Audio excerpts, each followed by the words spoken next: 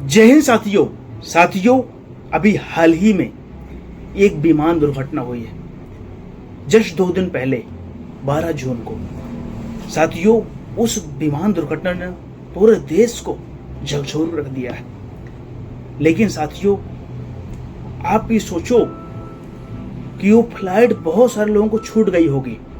बहुत सारे लोग 1-2 मिनट 5 मिनट लेट हो गए होंगे ना, और वो नहीं पहुंच पाए होंगे ना, जिससे वो फ्लाइट उड़ान भर चुकी होगी ना, और वो उस दिन यात्रा नहीं कर पाए होंगे। साथियों, ऐसी एक महिला है ना, नीतू नाम की, जो साथियों 5 मिनट लेट हो गई थी ना, जिसके कारण से उनको उड़ान नहीं भरने दिया गया, क्योंकि साथियों प्लेन का टाइम हो गया था। तो साथियों, जब उनकी प्लेन छूट गई ना, तो उनको बहुत पछतावा होगा, बहुत दुख हुआ होगा। उनको ऐसा लगा होगा ना कि यार मेरी किस्मत खराब है, मेरा तो नसीब ही खराब है और मैं यात्रा नहीं कर पाई। साथियों, उनको कितना अफसोस हुआ होगा। लेकिन जस्ट कुछ सेकंड बाद ही एक मैसेज आता है कि जो प्लेन 1:39 में उड़ान भरा था साथियों, जस्ट कुछ सेकंड बाद वो विमान क्रैश हो गया, एक मेडिकल कॉलेज की बिल्डिंग के ऊपर जाकर गिर गया। साथियों, कितने सारे लोग मर गए, उनके साथ हमारी पूरी श्रद्धांजलि, पूरा भाव है। लेकिन साथियों, सोचो उस महिला के बारे में जिसकी साथियों प्लेन छूट गई थी, वो अब क्या सोच रही होगी। अब उसके माइंड में चल रहा होगा ना कि ईश्वर ने मुझे बचा लिया, ईश्वर ने मेरे साथ बहुत अच्छा किया। लेकिन साथियों, उसके पहले वो क्या सोच रही थी ना कि ऊपर वाला मेरे साथ कितना बुरा करता है, मेरी किस्मत साथ नहीं देती। मैं कितने सारे विचार उनके मन में चलते रहे होंगे। लेकिन साथियों, जस्ट ये खबर सुनने के बाद उनके विचार कैसे बदल गए होंगे कि भगवान ने मुझे बचा लिया। ईश्वर को कितना शुक्रिया और कितना पूरा जीवन धन्यवाद करेंगी वो।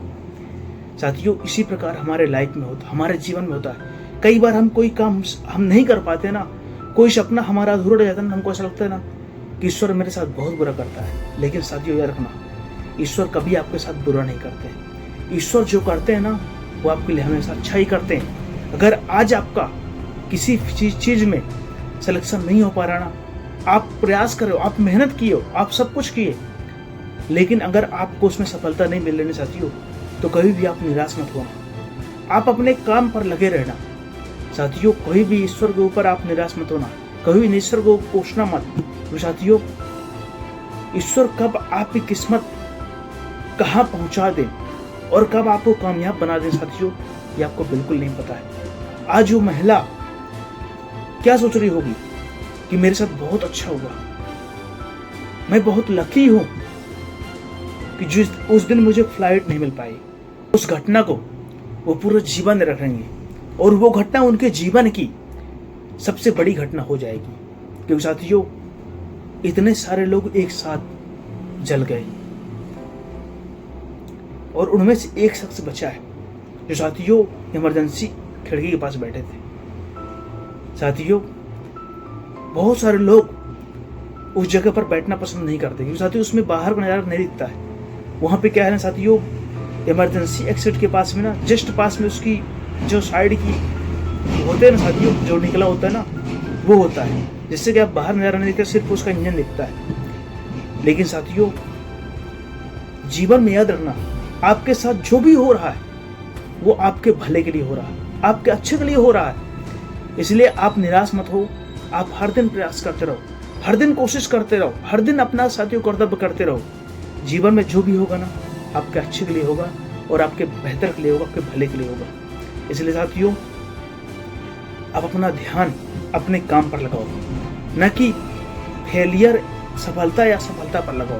तो साथियों, फल देना ऊपर वाले के हाथ में है, आपके हाथ में सिर्फ कर्म करना और अपने कर्म करते रहो। बाकी जितने लोग भी उस दुर्घटना में साथियों जिन्होंने अपनी जान गंवाई है ना, उनके लिए मैं ईश्वर से कामना करता हूँ हाथ जोड़ करके, ईश्वर उन्हें अपने चरणों पर स्थान देना और उनके परिवार को इतनी बड़ी त्रासदी, इतने बड़े दुख को झेलने की शक्ति प्रदान करे। तो साथियों, ये बहुत दुखद घटना है।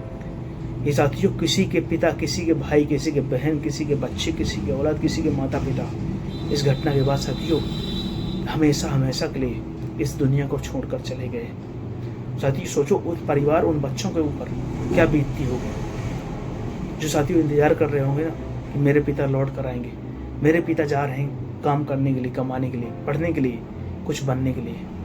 साथियों ऐसी घटना ईश्वर कभी इस दुनिया में दोबारा ना हो, हम ईश्वर से ही कामना करते हैं। तब तक के लिए जय हिंद, जय भारत।